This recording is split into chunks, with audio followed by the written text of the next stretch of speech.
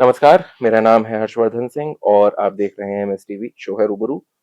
और एक श्रृंखला चल रही है इंटरव्यूज़ की, जहाँ पे वो महिलाएँ जो फैशन इंडस्ट्री, मॉडलिंग इस पूरी विधा से आती हैं और उनके अभी तक के पूरे जीवन के बारे में हम लोग बात करते हैं। और केवल उतना ही नहीं है, उनके जीवन में और भी बहुत सारी ऐसी चीज़ें हैं जो वो कर रही हैं, जिससे वक़्त निकाल कर या जिसके साथ सामंजस्य बिठाकर वो इस पूरी विधा में भी बहुत अच्छा-अच्छा काम कर रही हैं। ताज है उनके सर पे, ताज ज़िम्मेदारी का भी है, ताज इस चीज़ का भी है, जो सुनिश्चित करता है कि अभी तक का उनका किया गया काम लोगों के लिए भी बेहतर हो सकता है, प्रेरणा देने के लिहाज से, अलग-अलग तरीके से। तो आज उसी श्रृंखला में हमारे साथ हैं ओपाली प्रकाश छाबड़ा जी। और केवल और केवल जैसे मैंने कहा वो इसी विधा में नहीं है, कंसल्टेंट हैं, इन्वेस्टमेंट कंसल्टेंट। उसके अलावा अभी पता चला थोड़े-सा वक़्त पहले जब ऑफ द कैमरा बात हो रही थी, ज्वेलरी डिज़ाइनिंग भी किसी समय पे मेरे ख़्याल से की थी उन्होंने। तो ऐसे ही कुछ और भी चीज़ें हैं, करेंगे उनसे बात और समझते हैं कैसा है सब कुछ। बहुत-बहुत स्वागत ओपाली जी, बस, कैसी हैं आप? बहुत अच्छी। तो सबसे पहले तो ओपाली जी मैंने जितना भी कुछ अभी बोला, शुरुआत आपकी आपकी पैदाइश, आपका बचपन, स्कूलिंग, कॉलेज, मैं उसके बारे में जानना चाहूँगा कि कहाँ हुआ, कहाँ बड़ी हुईं, कैसा था सब? मैं दिल्ली में ही पैदा हुई हूँ। जी। मेरा परवरिश भी दिल्ली में ही हुआ है जी, जी, जी। और मैं पहले मेरे जो नर्सरी टू 12th है वो बाल भारती में हुई है, गंगाराम हॉस्पिटल के पास है, अच्छा। राजेंद्र नगर में।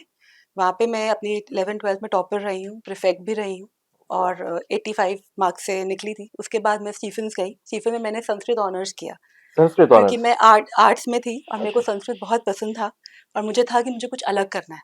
तो मैंने संस्कृत ऑनर्स किया स्टीफेंस में, 3 साल वो किया। उसके बाद फिर मैंने एमए भी किया संस्कृत में, वो मैंने हिंदू से किया। अच्छा। कॉलेज का थोड़ा-सा अलग से वो देखना चाह रही थी एक्सपीरियंस कि क्या मिलता है, वहाँ की लाइफ़ और वहाँ की लाइफ़ का थोड़ा-सा हुँ। वो लेना चाह रही थी। उसके बाद मैंने गेस्ट लेक्चरर भी दी हिंदू कॉलेज में। तो you there as a guest lecturer. हाँ, I was a guest lecturer in Hindu college, वो किया।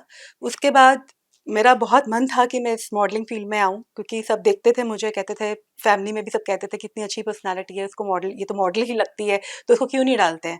तो मेरे पापा को कोई प्रॉब्लम नहीं थी, पर मेरे दादाजी को बहुत प्रॉब्लम थी। क्योंकि आपको पता है उस टाइम का टाइम ऐसा था, ये 15 साल पुरानी बात होगी, तो उस टाइम नहीं ये फ़ील्ड को नहीं अच्छा मानते थे, तो वो मना करते थे कि नहीं, नहीं, नहीं, मेरी बेटी आईएएस ऑफ़िसर बनेगी। He was okay. Like that, मेरे दादाजी का वो था। मैंने उनके लिए आईएएस के भी एग्ज़ाम्स दिए। मैं इंटरव्यू में रह गई। मैंने प्रीलिम्स भी क्लियर कर लिया, मेंस भी क्लियर कर लिया, पर मैं इंटरव्यू में रह गई। फिर मेरा मन नहीं किया, मैंने 2 बार दिया था, फिर मेरा मन नहीं किया करने का। फिर मैंने एमबीए किया एचआर में, इक्फा यूनिवर्सिटी से।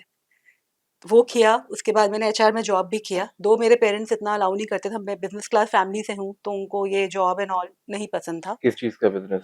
उनका लेदर जैकेट्स का बिज़नेस था, ही वाज़ एक्सपोर्टर। तो एक्सपोर्ट। बाहर एक्सपोर्ट वो करते थे, काफ़ी अच्छा बिज़नेस था। तो वो नहीं मेरे को चाहते थे कि मैं जॉब करूँ, पर मैंने कैसे करके उनको कन्विंस किया और मैंने कहा नहीं मुझे करना है, सिंस मैं पढ़ रही हूँ इतना तो मुझे जॉब भी करना है। थोड़े टाइम के लिए किया, फिर मेरा ब्रदर आ गया इस फ़ील्ड में, उसने बेल्ट्स और बैग्स से शुरू किया, तो फिर मैंने उसको जॉइन किया। ओके। उसके साथ बैग्स डिज़ाइन किए, ऑनलाइन बिज़नेस उसके साथ स्टार्ट कर दिया। बहुत अच्छा। Business woman. हाँ, फिर धीरे-धीरे जब फिर मैरिज हुई तो मैंने अपनी फैमिली का बिज़नेस वगैरह सब छोड़ दिया। मैंने कहा अच्छा। अब फैमिली के साथ कोई इंटरफेरेंस नहीं, जी। अब अपना अलग।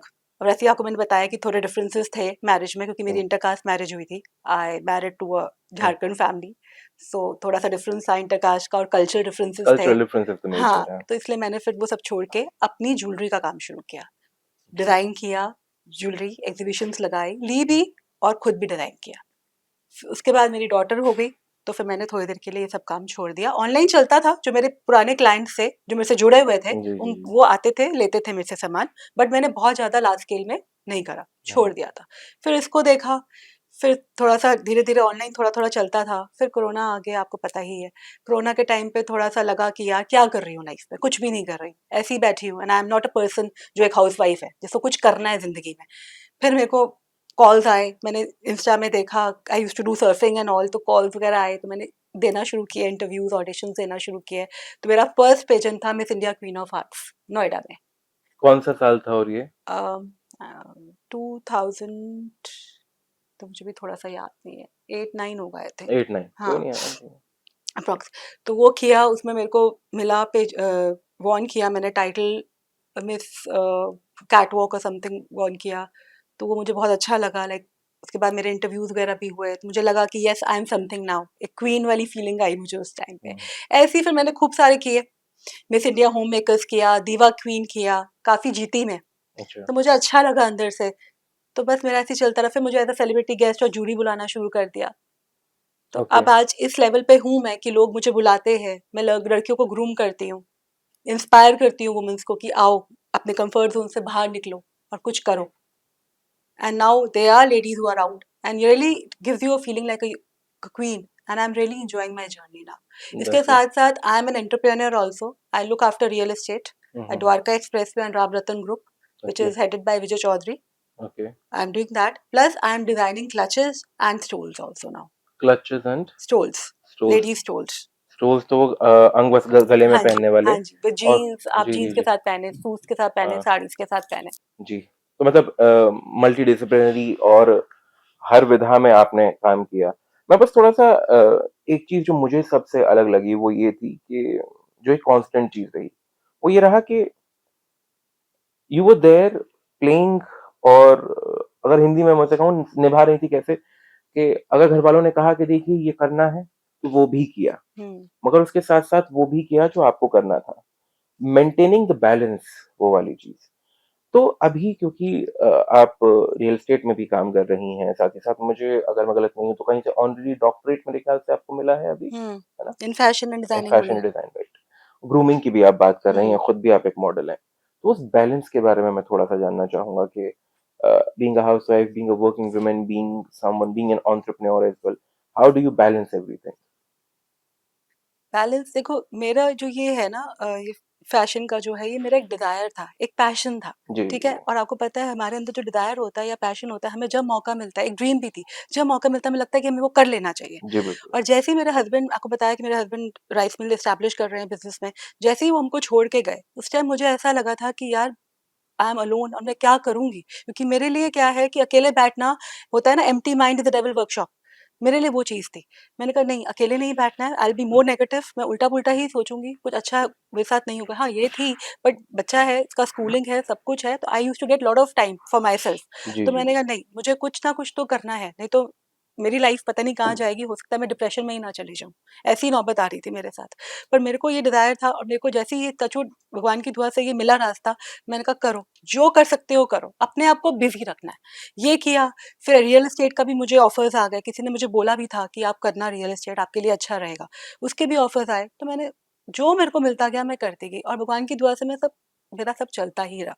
बीच में मैंने फिर बैलेंस करना, तो वो ऑटोमैटिकली हो गया क्योंकि अंदर था ना, एक रुतबा था, एक जोश था कि करना है, तो वो मुझे सब कुछ कराता चला गया और मैं चलती गई। नहीं, बहुत अच्छा। कई बार अगर किसी चीज़ में पैशन हो और किसी चीज़ में आपका मन हो, तो करना थोड़ा तुलनात्मक रूप से आसान हो जाता है। हाँ, क्योंकि उसमें ये था, ये मेरा शुरू से ड्रीम था कि मुझे ये करना ही करना है और मुझे मिला मौका, तो मैंने कहा क्यों छोड़ें, लेट्स डू इट। अब मिला है तो अभी भी मेरा मन होता है कि अभी भी अब ये होता है कि हाँ, अब पेजेंस-वेजेंस नहीं करने, देखो प्रमोशन हो गया, अब डिमोशन तो नहीं करना ना। अब होता है इसके आगे चले, अभी भी लोग इनवाइट करते हैं, बुलाते हैं तो बहुत अच्छा लगता है। कहीं किसी का सैलून का लॉन्च है, ओपनिंग होती है तो वहाँ बुला लेते हैं। किसी की जिम की लॉन्चिंग हो रही है तो वहाँ बुला लेते हैं, कोई पब खुल रहा है, तो वहाँ बुला लेते हैं। पर रात की पार्टीज़ थोड़ा मेरे लिए मुश्किल होता है बिकॉज़ डॉटर हुँ, छोटी है तो ये अलाउड नहीं होती है। हुँ, इसको छोड़ना फिर मुश्किल होता है। कभी-कभी तो करती हूँ, डे केयर में छोड़ दिया, मॉम-डैड के घर छोड़ दिया, बट हर टाइम नहीं हो पाता। तो मुझे जी। वो भी थोड़ा-सा बैलेंस करके चलना पड़ता नहीं, है। बिल्कुल। और जो गेस्ट सामने देख रहे हैं वो बार-बार जो ऐसे इशारा कर रही हैं क्योंकि उनकी जो बेटी हैं दित्या जी, वो भी हमारे साथ यहीं पे स्टूडियोज़ में ही हैं। इसलिए और जो बैलेंस वाली बात है वो मेरे ख्याल से प्रत्यक्ष प्रमाण की आवश्यकता नहीं होती।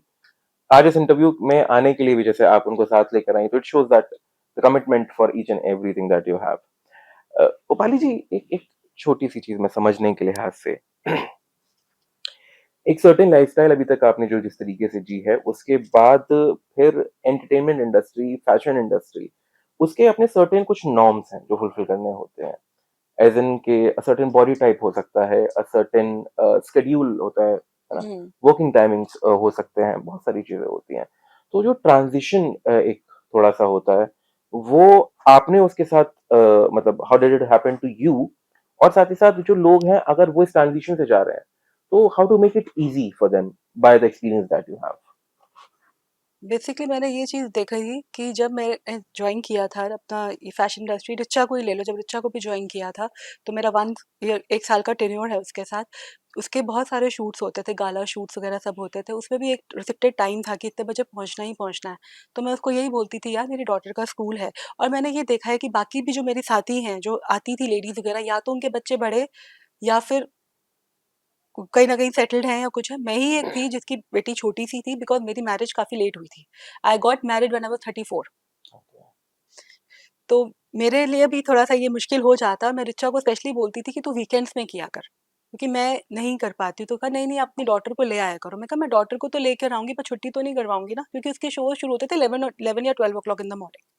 तो मैंने कहा मैं डॉटर को हर टाइम छुट्टी नहीं करा सकती अपने इस शोज़ के लिए, बिकॉज़ जी, she will suffer in studies. Right. तो कहती है अच्छा ठीक है। शुरू में तो उसने वीकेंड्स में किया मेरे लिए, तो मैंने वो तो कोप अप हो गया। पर जब वो वीकडेज़ में करती थी तो मेरे लिए थोड़ा-सा डिफ़िकल्ट तो होता था।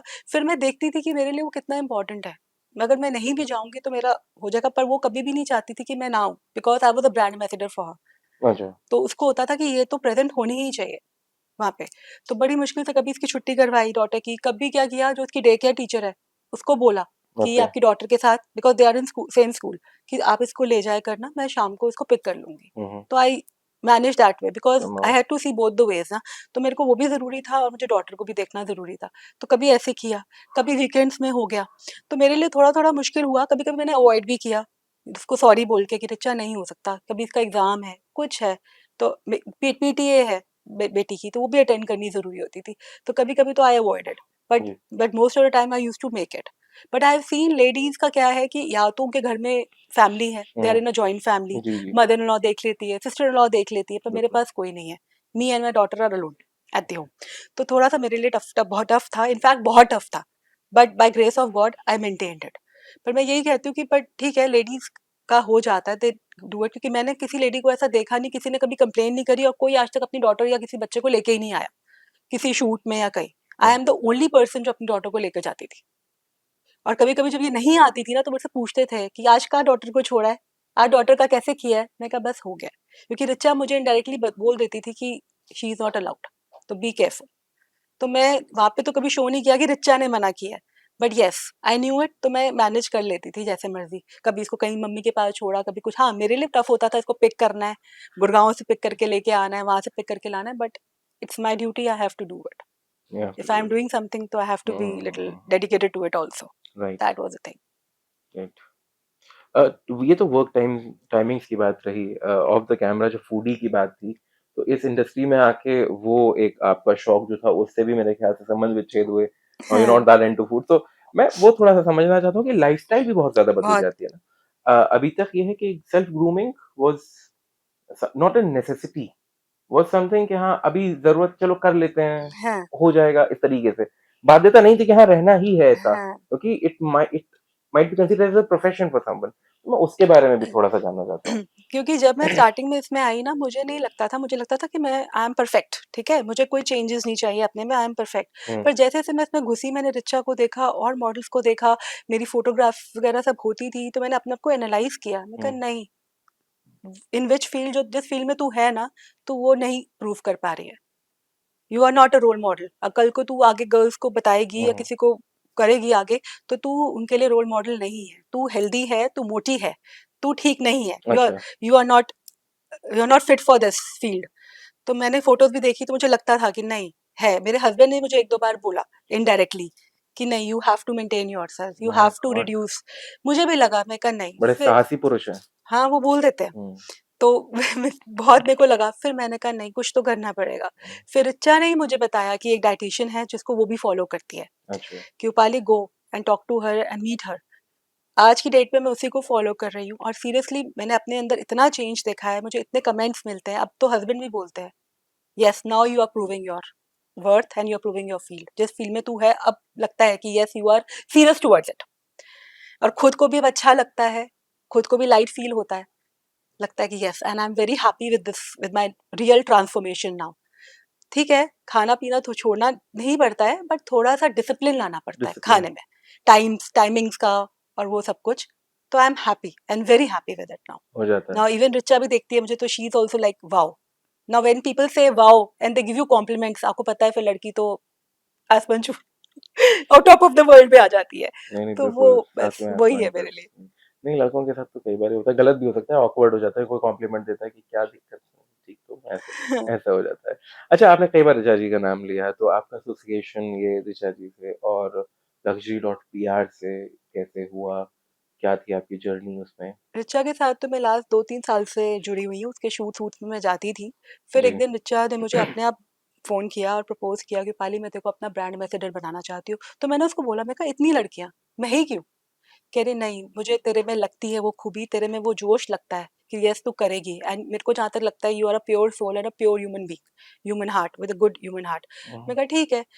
तो फिर मैंने इसका जॉइन किया, बहुत अच्छी रही इसके साथ जर्नी। इसके साथ मेन ये था कि मुझे बहुत एक्सपोज़र मिला, बहुत नेटवर्किंग कॉन्टैक्ट्स मिले अच्छा। और बहुत कुछ सीखने को मिला। देखो, एक तो मेरे अंदर रियल ट्रांसफॉर्मेशन हुआ, पर्सनैलिटी एनहांसमेंट हुई, जी। अवेयरनेस मिली, बहुत कुछ सीखने को मिला और ऋचा को तो मैं सच में धन्यवाद करना चाहूँगी। इसके साथ मैंने बहुत सारे गाला शूट्स किए, इसके साथ हमने वॉक, ये स्टडी बाय स्टूडियो बाय जनक है साउथ एक्स में, वहाँ पे हमने वॉक किया। कांसेप्ट था all brides are beautiful. Right. हाँ, और उधर मेरे को ये सबसे अच्छा लगा कि मेरा बर्थडे था, उस 16 दिसंबर को मेरा बर्थडे होता है, उस दिन था, उसने मुझे मेरी डॉटर के साथ वॉक करवाया, to make me feel special on my special day. Okay. तो we were the only one जिसमें मैं अपनी डॉटर के साथ वॉक कर रही थी।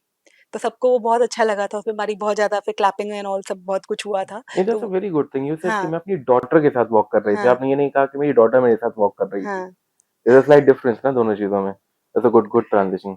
Specific distinct difference. तो वो किया हम लोगों ने, फिर हमने एम्बेसीज़ में हुँ, बड़े-बड़े डेलीगेट्स से मिले, वो बहुत अच्छा नेटवर्किंग का सोर्स था, वहाँ पे हमारा फैशन वॉक हुआ था। Hmm, hmm. I was like representing Bengali okay. Culture and all. I was mekhela हाँ? मेखला पहन के या फिर क्या नहीं, आई वो? Was in a Bengali sari with okay. Proper and all. वो हुँ। होता है ना, वो दिया जो हाँ, करते हाँ। हैं, जो हाँ, पूजा जिससे करते हैं, तो हाँ। I did that and all that. Okay. तो people were very impressed hmm, by that order hmm, and all that. तो वो किया है। काफ़ी शूट, फिर लॉन्चेस बहुत हुए हैं उसके, हुँ, म्यूज़िक हुँ। लॉन्च हुआ था, कभी किसी रेस्ट पब का लॉन्च होता था, तो we used to go there. बाकी बहुत ही एन्जॉयबल और मेमोरेबल जर्नी रही है उसके साथ। अभी भी शी सेड कि दोबारा बन जा अच्छा। Brand ambassador. मैंने कहा नहीं, अब तू किसी और को chance they, because everybody was like हमें बनना है, हमें बनना है, हमें भी करना है, क्योंकि ब्रांड एम्बेसडर एक बड़ा ऊपर लेवल का होता है। क्योंकि अभी भी यहाँ पे भी आप देखोगे, जब मेरा क्राउनिंग सेरेमनी हुआ था बारवा स्टूडियो में, मैं थोड़ी लेट आई थी। मेरे को थोड़ा ट्रैफिक मिल गया था और डॉटर का थोड़ा-सा इश्यू था, तो I came late. I was like literally surprised and happy, they were all waiting for me कि ब्रांड एम्बेसडर आएगी तो हम शुरू करेंगे। ब्रांड ब्रांड एम्बेसडर बन के क्या-क्या सारी सब चीज़ें करनी होती हैं? कुछ नहीं, आप नीरजा को रिप्रेजेंट कर रहे हो, कहीं भी आपको है तो आपको पहले पहुँचना है, टाइम से पहुँचना है। जी। बट कभी-कभी हो जाता है, बट मेरी इतनी इम्पोर्टेंस है कि मेरे लिए चीज़ों के लिए वेट किया जाता था, कि रूपाली आएगी तो शुरू करेंगे। बिकॉज़ उसमें पहले ब्रांड एम्बेसडर ही आगे होगी। अगर मैं वहाँ हूँ, कोई भी वॉक है, कुछ भी है, कोई जी। भी शो है, पहले मेरा नाम ही आएगा। तो वही बाकी गर्ल्स को लगता था कि इसको इतनी इम्पोर्टेंस मिलती है, हमें भी ये इम्पोर्टेंस चाहिए। तो आपको पता है ना, फील्ड में फीमेल्स में होती है कंपैरिज़न और जेलसी होती है। तो जेलसी से ज़्यादा मैं मतलब थोड़ा ऑप्टिमिस्टिक इसको रखूँ पॉलिटिकली कंपैरिज़न होता है थोड़ा-सा। कंपैरिज़न से भी ज़्यादा पॉलिटिकली करेक्ट भी तो होना है यहाँ पे मतलब ये है कि हर कोई वो करना चाहता है ना। हाँ। आप किसी के लिए जैसे कि आपने कहा role model. What if somebody was looking at you as a role model कि ये कर रही है मुझे भी ये मुझे करना है। भी करना। हर बार केवल जेलसी ही नहीं हो सकती है हाँ, ना कि नहीं ये ही क्यों कर रही है मैं भी हाँ। करूँगी ना। बस वो वही भी कि मुझे भी करना है, हुँ, मुझे भी ब्रांड एम्बेसडर ही बनना है। तो शी जी। सेड कि तू फिर बन जा। मैं कहा नहीं Richa, now give chance to others, because बहुत वेट कर रहे हैं ब्रांड एम्बेसडर बनने के लिए। No problems, I will be associated to you somehow और the other, hmm, but you give chance to others. But journey बहुत अच्छी रही, रिचा से बहुत कुछ सीखने को मिला और बहुत मज़ा आया। बहुत अच्छा। अच्छा नेटवर्किंग तो पहले भी आप जैसे कर रही थी, you were doing your own business ना? आप ज्वेलरी डिज़ाइन कर रहे थे, क्लचेज़ और सब चीज़ें। हाँ, उसमें तो लाइक ज़्यादा फ्रेंड सर्कल और वो सब थोड़ा डिफरेंट वगैरह होता है ना, इसके अंदर तो लाइक हम हाई-फाई डेलीगेट्स को मिलते हैं, जो फैशन इंडस्ट्री में हैं लोग, उनसे मिल रहे हैं, जो हमें और इस फील्ड में आगे लेके जा सकते हैं। जैसे एम्बेसी के डेलीगेट्स, इनको मिलना तो पॉसिबल कभी हुआ ही नहीं। एम्बेसी में एंटर करना ही इज़ नॉट ईज़ी आज की डेट पे, पर रिचा ने हमें वो भी करवाया। इससे सब बड़े-बड़े लोगों से बनवाया, जो भी फैशन इंडस्ट्री में इंटरनेशनल हैं। एक्सपोज़र हाँ, बेसिकली। जो बड़े-बड़े ग्रूमर्स हैं, अंकित नागपाल हैं, एक जी, बड़े ग्रूमर वगैरह, उनसे मिलवाया। तो वो बहुत, उसका बहुत ज़्यादा वो होता है इम्प्रेशन आपके ऊपर ना, कॉन्टैक्ट्स बहुत अच्छे स्ट्रॉन्ग बन जाते हैं। फ़र्क तभी पड़ आज की जाता है डेट में उससे। सब बुलाते हैं, लॉन्चेस पे बुलाते हैं, उसमें बुलाते हैं, जानते हैं, एक विजिबिलिटी है, हाँ, पाली कोई है। Not in a large scale, but yes it has started and slowly and gradually वो भी हो जाएगा। तो वो बहुत, उससे बहुत फ़र्क पड़ता है। खुद में आपको स्पेशल महसूस होता है अब हुँ, अपने बारे में? हाँ, वही कि जब बुलाते हैं लोग अपने आप, अपने आप बोलते हैं, "पाली जी आइए, आइए हम आपको बुलाना चाहते हैं, आपको ऑनर करना चाहते हैं।" क्योंकि पहले आप इतने इन्वेस्टमेंट करते हो, इतने पैसे लगाते हो, अब नहीं होता, अब मन नहीं करता। अब होता है कि अपने आप बुलाएँ और अब बुला रहे हैं लोग, अपने आप, ऑनर कर रहे हैं। जैसे आज मेरे को भी यहाँ से इसके बाद बेंसन ट्रॉफीज़ है, पराग जी हैं जो अवार्ड्स वगैरह करते हैं, उन्होंने मुझे प्रॉपर थैंक यू और इनवाइट का भेजा कि आपने आना ही आना है, जो मर्ज़ी हो जाए। मैंने कहा नहीं मेरे को आज इंटरव्यू पे जाना है। कह रहे हैं आप 2 बजे आइए, 3 बजे आइए, 4 बजे आइए, हम आपकी वेट करेंगे। आपको आना है, मुझे आपको ऑनर करना है, मुझे आप बहुत अच्छे लगते हैं। आपके बिना मैं नहीं करूँगा, मैं आपको ऑनर करके ही भेजूँगा। तो it is like a good gesture for me ना, I feel like yes, hmm, something good is happening with me. मतलब हम जो कर रहे हैं वो लोग देख रहे हैं, हाँ, सराह रहे हैं, हाँ, बहुत अच्छा है क्योंकि हम कुछ भी चीज़ वैसे शुरुआत तो अपने लिए ही करते हाँ। हैं। बाकी मैं ये भी कहती हूँ कि as a human being you should always be true to yourself, always be honest to yourself and whatever you are doing, you should be doing it sincerely and honesty, उससे भी बहुत फ़र्क पड़ता है। मैं को यही लगता है और ऊपर से अपने पे फ़ेथ, अपने पे बिलीव रखना, वो बहुत ज़रूरी है। रूपाली जी, आपने अपने एक जवाब में बोला था कि when you got married into different cultural difference था, तो बहुत प्रॉब्लम्स आई। वो एक ऐसी चीज़ है जो किसी भी इंसान के जीवन में आ सकती है या आती है। कई बार जब आप एक सेट पैटर्न को ब्रेक करते हैं, परिवार में सब लोग इसी ही स्कूल में पढ़ने गए हैं, आप दूसरा पढ़ना चाहते हैं, परेशानी। यही सेम कॉलेज, परेशानी। हुँ। किसी एक फंक्शन में जा रहे हैं कि सब इस रंग का पहन रहे हैं कि मुझे ये नहीं पहनना, वहाँ वो सेम फीलिंग। इट्स अबाउट कि जो आप करना चाहते हैं, कई बार वो आप नहीं कर पाते क्योंकि तो प्रेशर होता है और दूसरा एक डर भी होता है। वो डर होता है कि अगर ये सही जगह लैंड नहीं किया, तो फिर सवाल मुझ ही से पूछे हुँ। जाएँगे। बट आपने फिर भी वो किया, सवाल पूछे भी गए and you came out flying colours in that ना। तो मैं बस उन लोगों के लिए जो शायद कहीं कुछ करना चाह रहे हैं और डर रहे हैं, मैं उनके लिहाज से सवाल आपसे पूछ रहा हूँ। आपका एक्सपीरियंस और क्या ज़हन में होना चाहिए जब कुछ करना चाहते हैं? मैं यही कहूँगी कि अपने पे पूरा कॉन्फिडेंस और अपने पे विश्वास, ये आपको रख के करना है जी। कि मैं कर सकती हूँ और इस दुनिया में नथिंग इज़ इम्पॉसिबल। अगर एक बार ठान लिया है, तो वो काम होके ही रहता है। मेरे को ये लगता है, जैसे मेरा भी हुआ था, मेरे पेरेंट्स जो हैं टोटली अगेंस्ट थे, मुझे बहुत समझाते थे बेटा रोएगी, बेटा पछताएगी, बेटा रिग्रेट करेगी, मत कर, मत कर, he is not of your level, कुछ भी नहीं मिलता है, सब कुछ डिफरेंट है। मैं कहा ठीक है, अब क्या करूँ? अब पसंद है तो ठीक है, जाना तो यहीं है। अब पेरेंट्स ने बहुत समझाया, नहीं मानी मैं बात, मैंने कर लिया। हाँ, शुरू में मुझे लगा कि मैं कहाँ आ गई हूँ, जब मैं बिहार गई, झारखंड गई, तो मुझे लगा कि मैं कहाँ आ गई हूँ। लोगों का लैंग्वेज ही इतनी अलग थी, इतनी डिफरेंट थी, समझ ही नहीं आती थी। ऐसे लगता था कि सब लड़ने को तैयार है, कल्चरल क्योंकि डिफरेंस कल्चर है। डिफरेंस इतना ज़्यादा था। अब मुझे लगता था कि मुझे यहीं पे रहना है, परमानेंटली मेरे को इन लोगों को ही अब देखना है, इन लोगों के साथ ही रहना है, कैसे होगा? फिर मैंने अपने आप को समझाया कि ये मेरा डिसीजन है, मैंने किया है ना, सब हो जाएगा, मैं कर लूँगी जो भी है। टच वुड हस्बैंड का इतना सपोर्ट था, इतने अच्छे से उन्होंने रखा। मेरी सासू माँ को मेरी ड्रेसिंग सेंस से प्रॉब्लम होती थी, मैंने आज तक कभी सूट साड़ी नहीं पहना था।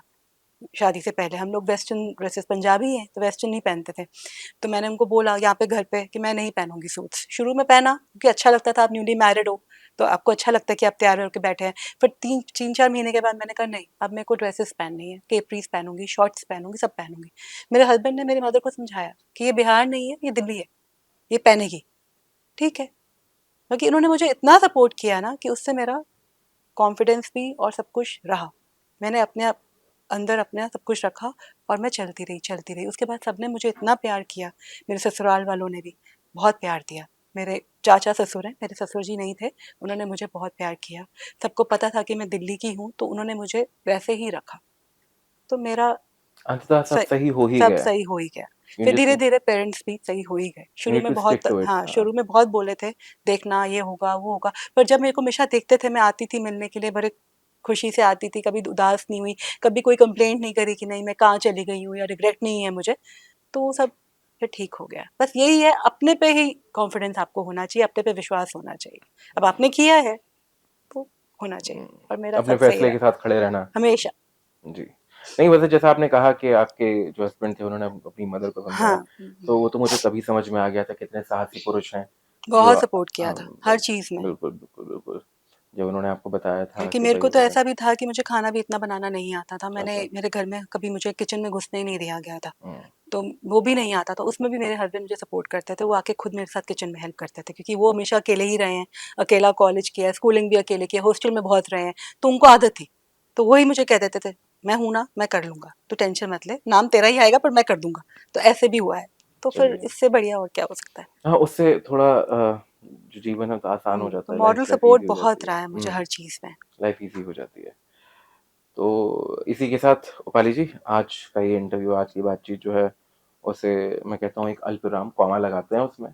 इस उम्मीद के साथ कि किसी दिन फिर आप दोबारा यहाँ होंगी और ऐसे ढेरों ताज के साथ और ढेरों कहानियों के साथ अ, तब फिर दोबारा बात करेंगे। मगर बहुत-बहुत धन्यवाद आपका कि आप थैंक आईं, यू। आपने बातचीत की और सबसे ज़रूरी तो ये कि अ, हमारी हमारे जीवन के कुछ पहलू, कुछ पक्ष ऐसे होते हैं जो हम चाहते हैं कि सब लोगों को ना पता चले या फिर हम खुद ना बताएँ तो बेहतर। छुपाने का भाव नहीं है मगर फिर भी हम चाहते हैं कि ठीक है, सर्कल है, इस सर्कल के अंदर रहें। आपने उनके बारे में भी बात की कुछ-कुछ, जैसे about your marriage and how did everything happened. वो बहुत ज़रूरी भी हो जाता है और बहुत-बहुत धन्यवाद भी आपका, क्योंकि कोई और जो इस परेशानी से जूझ रहा है, कोई और जो शायद इस एक ऐसी परिस्थिति में है, उसके लिए समझना थोड़ा ईज़ी हो जाता है, उसे मिल जाती है एक राह कि किस तरफ जाना है। तो बहुत-बहुत शुक्रिया आपका उसके लिए। It was a thank pleasure you. Talking to you. Thank you so much. तो ये थी रूपाली प्रकाश छाबरा जी और काफ़ी सारी बातें हुई इनसे। जैसा मैंने कहा था कि स्कूलिंग, कॉलेज और अभी जो ये पूरी इंडस्ट्री है, फैशन इंडस्ट्री, इसके बारे में बातचीत करेंगे। मगर मुझे निजी स्तर पर जो एक चीज़ सबसे खूबसूरत लगी, वो ये लगी कि एक तो अगर आपने किसी से कोई वादा किया है, आपने अपने आप से अगर कोई वादा किया है, तो उसे पूरा करने के लिए भरसक प्रयास और प्रयास के साथ-साथ प्रयासरत रहना, पूरे समय उस प्रयास के साथ खड़े रहना और खुद को याद दिलाते रहना कि जिस दिन आपने ये करने के बारे में सोचा था, वो क्या कारण था? ताकि आप कभी जब आप पे कोई सवाल उठे, तो वो आपके मन को ना तोड़ पाए, उस पूरे काम को पूरा करने के लिए। बस इसी के साथ आपसे वादा करता हूँ दोबारा मुलाकात करूँगा, किसी और शख्सियत के साथ बात करेंगे उनके जीवन के बारे में। तब तक के लिए अपना ख़्याल रखें, आस-पास जो लोग हैं उनसे प्यार करें, सफाई रखें आस-पास और अपनी ब्रांडिंग बहुत ज़रूरी है, तो देखते रहिए।